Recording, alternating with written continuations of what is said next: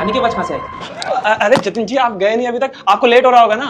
Jatin doctor साहब वो तो मैं चला ही जाऊंगा, लेकिन ये माँ के चिल्लाने की आवाज क्यों आ रही थी? चिल्लाने की आवाज? हाँ जतिन जी, मैंने आपकी माँ को ना इंजेक्शन का बहुत हैवी डोज दिया तो इसलिए चिल्ला रही थी। अच्छा चलो ठीक है, मैं ना एक बार शिवानी से मिल लेता हूँ।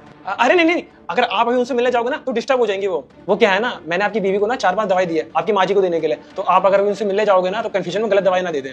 कोई नहीं, आप जाइए, मैं दवाई देख लूंगा। अब आपको पता है मैं ना 1 साल बाद ही आऊंगा। अब मैंने सोचा आखिरी बार माँ से ही मिल लूँ, पर माँ की तबीयत भी तो जरूरी है ना। आप ना एक काम कीजिएगा, मेरी माँ का ना ध्यान रखिएगा और मेरे भाइयों से बोल दीजिएगा कि वो माँ का और शिवानी का ख्याल रखें। आप टेंशन मत लीजिए जतिन जी, आपके दोनों भाई है ना, आपकी बीवी और आपकी माँ का ध्यान रखने के लिए। अच्छा ठीक है डॉक्टर साहब, मैं चलता हूँ। ओके जतिन जी। माँ को चैन नहीं आता, आराम से जतिन जा रहा था फौज में, उसे रोक क्यों रही थी? तुम मुझसे पूछ रहे हो कि मैं अपने बेटे को आवाज क्यों लगा रही थी? मुझे अच्छे से पता है जब मेरा बेटा चला जाएगा ना तो तुम लोग क्या सलूक करोगे।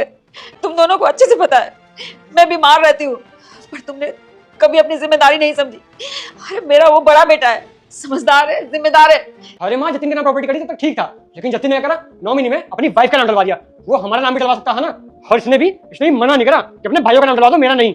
देवर जी, मैंने जानबूझकर नॉमिनी में अपना नाम थोड़ी ना डलवाया। मैंने तो आपके भाई को बोला था कि मेरे से पहले आपके दोनों भाई हैं, उनका नाम आप नॉमिनी में डलवा दो। पर आपके भाई ने ही बोला कि मेरे दोनों भाई अभी इतने समझदार नहीं है, कहीं वो प्रॉपर्टी बेचकर पैसा ना उड़ा दे, इसीलिए आपके भाई ने आप दोनों का नाम नॉमिनी में नहीं डलवाया। अरे भाभी आप ज्यादा भोले मत बनिए, मुझे अच्छे से पता है कि मेरे भाई से आप शादी क्यों किए थे। सारी प्रॉपर्टी हड़पने के लिए करी थी ना। तुम लोगों का फैमिली ड्रामा खत्म हो गया तो मेरे हिस्से की बात कर लें। अरे डॉक्टर साहब टेंशन मत लीजिए, आपको आपका हिस्सा मिल जाएगा।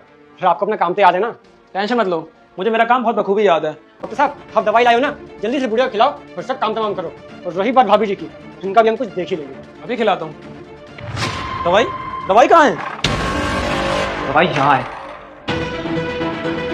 जा बेटा, मैं संकट मोचन हनुमान हूँ, मैं तेरे सभी संकट दूर कर दूंगा। तू इस वीडियो को लाइक करके चैनल को सब्सक्राइब कर ले और कमेंट में जय श्री राम लिख दे।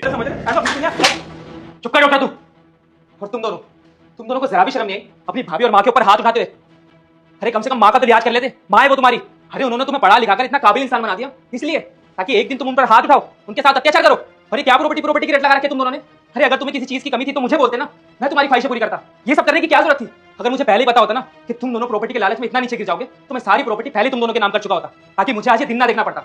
और डॉक्टर तुझे जरा भी शर्म नहीं आई अपने ईमान के साथ इतनी गद्दारी करते हुए? इंस्पेक्टर साहब ले जाओ इन सबको और इनको कड़ी से कड़ी सजा देना, जिंदगी भर जैसे बाहर ना पाइए। चिंता मत कर जतिन बेटा, इन लोगों ने तुम्हारी माँ और बीवी के साथ जो हरकत की है ना, वो मैंने सब फोन में रिकॉर्ड कर लिया और ये सब मैं कोर्ट में पेश करूंगा सबूत के तौर पर। और डॉक्टर साहब आपका तो मैं लाइसेंस रद्द करा के रहूंगा, तुम तीनों की खतरा है तो मैं जेल में करूंगा। चल अगर वीडियो अच्छी लगी हो तो लाइक और सब्सक्राइब कर देना।